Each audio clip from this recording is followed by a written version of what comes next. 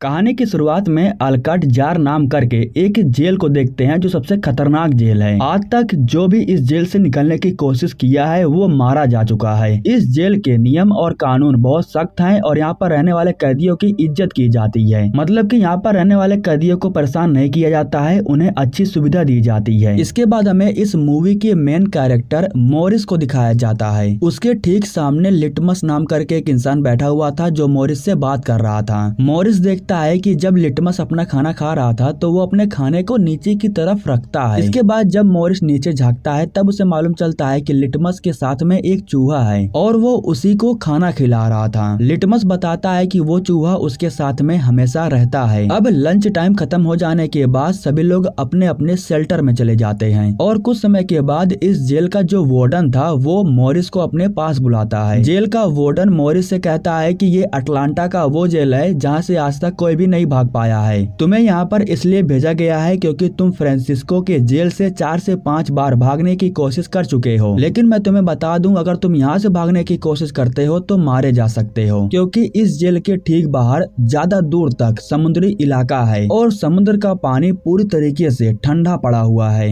अगर तुम तैर करके जाने की कोशिश भी करते हो तो कुछ ही मिनटों में मारे जा सकते हो। ये सब बात मैं तुम्हें इसलिए बता रहा हूँ ताकि तुम शांति से यहाँ पर रहो और कुछ भी गलत हरकत ना करो, क्योंकि मुझे अच्छे से पता है कि तुम यहाँ से भागने की कोशिश जरूर करने वाले हो। मोरिस अपने शेल्टर में चला जाता है और कुछ समय के बाद नहाने का जब समय होता है तब वो नहाने के लिए जाता है और उसके सामने वुल्फ नाम करके एक इंसान आ जाता है। यहाँ पर जो वुल्फ था वो मोरिस के साथ में दोस्ती करना चाहता था, लेकिन मोरिस को वो बिल्कुल भी पसंद नहीं आता है, इसलिए वो वुल्फ को बहुत मारता है। खैर अब कुछ समय के बाद मोरिस को लाइब्रेरी में भेज दिया जाता है। इस समय लाइब्रेरी के अंदर एक बंदा था जिसका नाम मैथ्यू है। जब मोरिस लाइब्रेरी के अंदर आता है तो मैथ्यू उससे बात करने की कोशिश करता है। वो काफी कुछ मोरिस के बारे में जानना चाहता था, लेकिन मोरिस उसे ज्यादा कुछ नहीं बताता है। इसके बाद मैथ्यू उसे कुछ किताब दे करके यहाँ से भेज देता है। उन किताबों को लेने के बाद मोरिस जेल के कैदियों को देने के लिए चला जाता है। हालांकि हर दिन ये काम मैथ्यू करता था, लेकिन आज के दिन ये काम मोरिस से करवाया जाता है। यहाँ पर सीन कट होता है और हम एक डग नाम करके इंसान को देखते हैं जो बहुत ही अच्छा चित्र बनाता है। उसकी पेंटिंग को देख करके मोरिस उसकी तारीफ करता है। डक कहता है कि मैं ऐसे ही हर दिन एक नई नई तस्वीरें बनाते रहता हूँ। अब डक से बात करने के कुछ समय के बाद वो चला जाता है मैथ्यू के पास। मोरिस मैथ्यू के पास बैठ करके उससे बात करने की कोशिश करता है। मोरिस पूछता है कि क्या आज तक यहाँ से कोई भाग पाया है, तो मैथ्यू बताता है कि आज तक कोई भी इंसान यहाँ से कभी नहीं भाग पाया। हालांकि कुछ लोग यहाँ से भागने की कोशिश भी किए थे, लेकिन वे लोग समुद्र में ही डूब करके मर गए, क्योंकि ये जो समुद्र इतना बड़ा है इसे पार करना हर किसी के बस की बात नहीं है। अगर कोई पार करने की कोशिश भी करेगा तो वो बर्फ में जम करके मारा जाता है। इसी वजह से यहाँ से कोई भागने की कोशिश नहीं करता है, क्योंकि वो इसी जेल में सुरक्षित है। अगले सीन में हम देखते हैं कि मोरिस लिटमस के साथ में बात कर रहा था और उससे बात करते हुए वो डक के पास रुक जाता है। उसी वक्त हम यहाँ पर वुल्फ को देखते हैं जो काफी ज्यादा गुस्से में लग रहा था। दरअसल वो मोरिस से अपना बदला लेना चाहता था। वो जेब से चाकू निकालता है जिसे डक देख लेता है और इसके बारे में वो मोरिस को बता देता है। इसी वजह से वो मोरिस के ऊपर हमला करता है। उससे पहले ही मोरिस उसे रोक लेता है। एक पुलिस वाला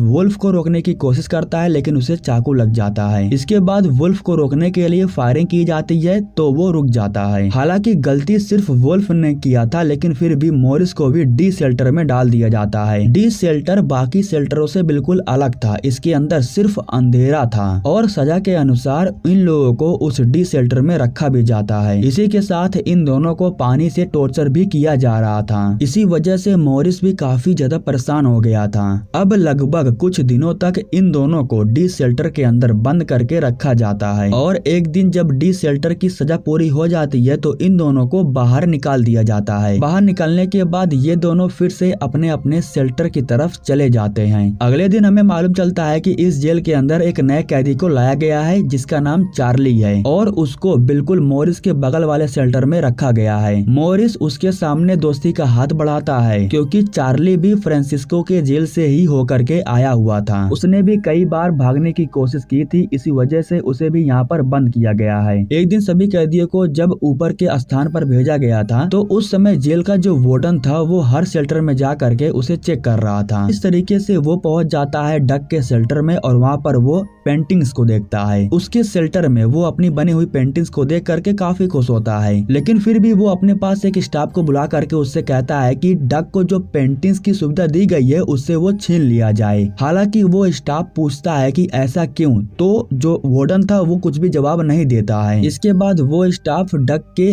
शेल्टर में जाता है और उसके पास जितनी भी पेंटिंग की सुविधा थी उसे उठा ले जाता है। इसी वजह से ही डक काफी ज्यादा गुस्सा हो गया था। अब एक दिन जब वो काम कर रहा था तब अचानक से कुल्हाड़ी को उठाता है और पुलिस के सामने अपने ही उंगली को काट लेता है। यह देख करके पुलिस के साथ साथ बाकी के लोग भी काफी ज्यादा डर जाते हैं। इसके बाद ये लोग डक का इलाज करने के लिए उसे बाहर लेकर के चले जाते हैं। डक की हालत देख करके मॉरिस भी बहुत परेशान था और जब वो जेब को चेक करता है तो उसे वहाँ पर एक फूल मिलता है। इस फूल को डक ने ही मॉरिस को दिया था। मॉरिस जाता है और डक की कटी हुई सारी उंगलियों को उठा लेता है। उंगलियों को लेकर के वो पुलिस के सामने जाता है और उससे कहता है कि इसे भी रिपोर्ट में लिख लेना। मॉरिस अपने कमरे में बैठ करके डक को याद कर रहा था। ठीक उसी समय मॉरिस की नजर उसके शेल्टर में लगे हुए जाली के ऊपर जाती है। अब इस जाली को देखने के बाद अगले दिन खाने के समय पर वो अपने दोस्तों से मिलता है। वो अपने दोस्तों को बताता है कि ये जेल काफी पुराना हो चुका है और नमी की वजह से यहाँ की दीवारें बहुत कमजोर हो चुकी हैं। अगर हम इन दीवारों को तोड़ने की कोशिश करेंगे तो बड़े ही आसानी से टूट जाएंगी। अब रात के समय में जब सभी लोगों का सोने का वक्त हो जाता है तो मॉरिस के पास पहले से ही नेल कटर था और उसी की मदद से वो दीवार को तोड़ने लगता है। हालांकि जो चार्ली था वो मॉरिस के साथ में था। जैसे ही पुलिस आती थी वो मॉरिस को बता दिया करता था। अगले दिन चार्ली मॉरिस से कहता है कि मैं यहाँ से बाहर निकल करके अपनी बीवी से मिलना चाहता हूँ। उसी समय उसे मालूम चलता है कि उसकी बीवी उससे मिलने के लिए आई है। इसलिए चार्ली जा करके अपनी बीवी से मिलता है और उससे बातें करता है। उसकी बीवी कहती है कि जितनी जल्दी हो सके यहाँ से बाहर आ जाओ, मुझे अकेले नहीं रहना है। चार्ली भी डिसाइड कर चुका था कि वो भी यहाँ से बाहर जाएगा, इसलिए वो मॉरिस से कहता है कि मैं भी जेल से भागना चाहता हूँ। अगले दिन खाने पर सभी लोग मिलते हैं और फिर से एक प्लान बनाते हैं। मॉरिस सबको बताता है कि उस नेल कटर की मदद से दीवार को तोड़ने की कोशिश करो। हमें लगातार ये काम करते रहना होगा और पुलिस के ऊपर नजर रखनी होगी। हम लोगों को एक दूसरे का साथ देना होगा, तभी ये काम हो पाएगा। सभी लोग मॉरिस का साथ देने के लिए तैयार हो गए थे। कुछ समय के बाद जब सभी लोग शेल्टर में आ जाते हैं तो यहाँ पर मॉरिस चार्ली से कहता है कि मैं अपना काम करने के लिए जा रहा हूँ, तुम पुलिस के ऊपर नजर रखना। यह कहने के बाद मॉरिस चला जाता है दीवार को तोड़ने के लिए और जो चार्ली था वो पुलिस के ऊपर नजर रख रहा था। कुछ समय के बाद पुलिस इन्हें सब चेक करने के लिए आती है तो चार्ली को मालूम चल जाता है और वो फौरन इसके बारे में मॉरिस को बता देता है। मॉरिस काम को बंद करने के बाद जाकर के लेट जाता है। कुछ समय के बाद जब पुलिस वाला चला जाता है तो मॉरिस फिर से जाता है और अपने काम को शुरू करता है। वक्त के साथ साथ वो दीवार को तोड़ चुका था और उसमें से वो जाली को भी बाहर निकाल लेता है। मॉरिस जब अंदर जा करके देखता है तब उसे मालूम चलता है कि वहाँ से टेरेस के ऊपर जा सकता है। अब इस तरीके से जब मॉरिस अपने दीवार को तोड़ लेता है तो बाकी के लोग भी दीवार को तोड़ना शुरू कर देते हैं और अब मॉरिस का काम था कि पुलिस वालों के ऊपर नजर रखना। मॉरिस पुलिस वालों के ऊपर नजर रखता था और धीरे धीरे करके सभी लोग अपने दीवार को तोड़ने लगे थे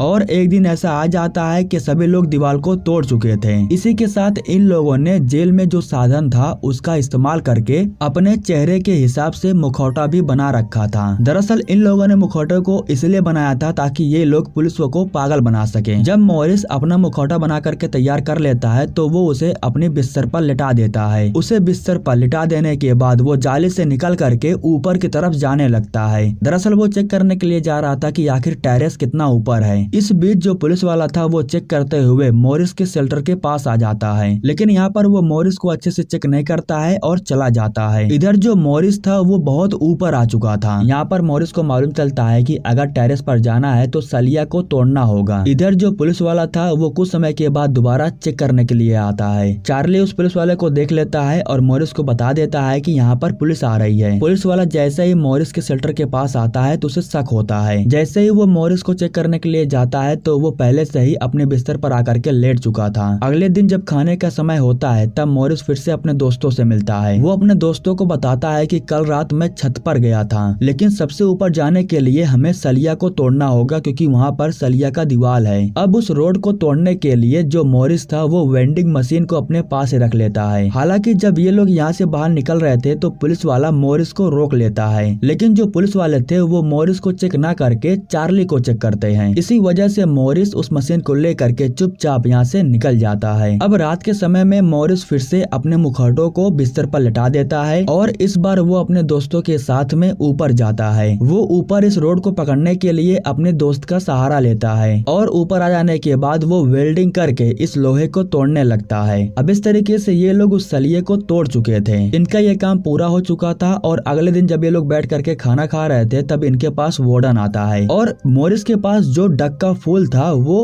वार्डन उठा लेता है और उसे तोड़ने लगता है। यह देख करके लिटमस को बहुत ज्यादा गुस्सा आता है और उस गुस्से की वजह से ही उसे ही नुकसान होता है। दरअसल लिटमस को हार्ट अटैक आ जाता है और मौके पर ही उसकी मौत हो जाती है। इसके बाद जब मॉरिस अपने शेल्टर में था तब यहाँ पर मैथ्यू उसे कुछ किताब देने के लिए आता है। मैथ्यू कहता है कि किताब को लाइब्रेरी में पहुंचा देना, जिसके बाद मॉरिस जवाब देते हुए कहता है कि गुड बाय। यह कहने के बाद वो मैथ्यू से हाथ भी मिलाता है, जिसके बाद मैथ्यू समझ जाता है कि अब मॉरिस यहाँ से भागने की पूरी प्लानिंग कर चुका है। लेकिन कुछ ही समय के बाद रात में वार्डन अपने स्टाफ के साथ शेल्टर में आ जाता है और मॉरिस की सारी चीजों को चेक करने लगता है। वार्डन उसके शेल्टर में आता है और उसके शेल्टर की अच्छे से तलाशी लेता है। हालांकि मॉरिस ने जाली वाली जगह पर खुदाई की थी और दीवार को भी तोड़ा था, लेकिन पेंटिंग के जरिए उसने सब कुछ ढक दिया था, इसलिए वार्डन को उसके ऊपर शक नहीं होता है। हालांकि वार्डन अपने स्टाफ से कहता है कि मुझे मॉरिस के ऊपर शक हो रहा है, उसके शेल्टर को चेंज कर दो। 2 दिन बाद उसे यहाँ से निकाल करके किसी और शेल्टर में शिफ्ट कर देना। लेकिन अब अगले ही दिन ही मॉरिस अपने सभी दोस्तों से कहता है कि हम सभी लोगों को रात में छत पर मिलना है। इसी दिन सभी लोगों को जब टेरेस पर घुमाने के लिए लेके आया जाता है तब यहाँ पर वुल्फ भी आता है और उसकी चेकिंग की जाती है ताकि वो दोबारा मॉरिस के ऊपर हमला ना करे। तभी हम देखते हैं कि वुल्फ किसी और के हाथों से चाकू लेता है और वो मॉरिस को मारने के लिए जाता, उससे पहले ही बीच में मैथ्यू आ जाता है और वो उसे पकड़ लेता है। इसी वजह से वो मॉरिस को नहीं मार पाता है। अब रात हो जाने के बाद मॉरिस के साथ में जितने भी दोस्त थे वे सभी लोग ऊपर की तरफ जाने लगते हैं। हालांकि जब पुलिस आती है तो वो इनके शेल्टर को ही देख करके चली जा रही थी। यहाँ पर हम चार्ली को देखते हैं जो अपने बिस्तर के ऊपर लेट करके बहुत रो रहा था। उसे भी अपने दोस्तों के साथ भाग करके ऊपर टेरेस पर जाना चाहिए था, लेकिन अभी भी वो लेटा हुआ है। इधर मॉरिस चार्ली का ही इंतजार कर रहा था, लेकिन जब चार्ली नहीं आता है तो वो समझ जाता है कि अब वो नहीं आएगा। अब इसके बाद मॉरिस अपने दोनों दोस्तों को उस रोड वाली जगह से ऊपर भेजता है। एक एक करके सभी लोग टेरेस के ऊपर आ जाते हैं। आखिरी में मॉरिस भी टेरेस के ऊपर आ जाता है और ये लोग टेरेस पर जा करके लेट जाते हैं। और इसके बाद जैसे ही इन लोगों को मौका मिलता है तो ये लोग आगे बढ़ने लगते हैं। पाइप के जरिए ये लोग सबसे पहले बिल्डिंग के नीचे आ जाते हैं और जेल का जो गेट था उसके पास जा करके ये लोग उसे पार कर देते हैं और फाइनली इस जेल से बाहर भाग निकलते हैं। जैसे ये लोग जेल से कुछ दूर पर भाग करके जाते हैं तो इनके सामने वो समुंदर आ जाता है। समुंदर के पानी से बचने के लिए भी इन लोगों ने जुगाड़ कर लिया था। इन लोगों ने जेल के अंदर ही रह करके एक साधन बना लिया था जो कि बैलून के जैसा फूल जाता है और वो पानी में तैरने के लिए इन लोगों की हेल्प भी करने वाला था। अब इस तरीके से ये तीनों लोग जेल को पार करके यहाँ से भाग जाते हैं। अगले दिन सुबह हो जाने के बाद पुलिस फिर से आता है और इन लोगों को चेक करने लगता है। मॉरिस अभी भी सो रहा था, इसलिए पुलिस वाला जा करके जब उसे उठाता है तब वो मॉरिस की जगह पर एक मुखौटा पाता है, जिससे उसे मालूम चल जाता है कि मॉरिस यहाँ से भाग चुका है। वो जैसे ही सीटी बजाता है तो ये बात सभी लोगों को मालूम चल जाता है और इसके बाद जेल के वार्डन अपने सभी सैनिकों को लेकर के समुद्र में जाते हैं उनकी तलाश करने के लिए। काफी समय तक तलाश करने के बाद ना तो वो मिलते हैं और ना ही उनकी लाश मिलती है।